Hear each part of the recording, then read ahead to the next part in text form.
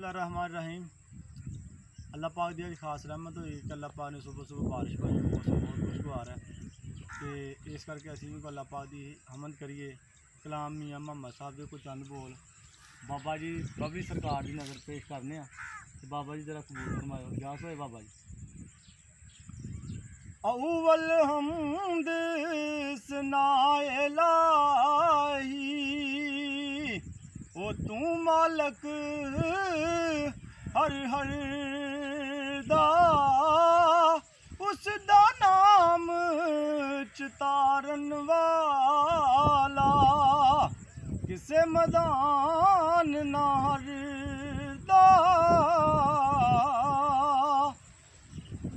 वो निक्कियां हुंदियां ओए मरन ना मापे, छड़ ना जावण मावा, छड़ के गूड़े ओए प्यारां वाले, कल्ला टुरदा जावा।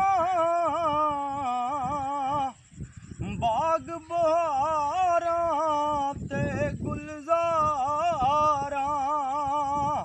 ओ बिन यारां किस कारी, यार मिलने दुख जान हजारां, शुक्र करां लख वारी।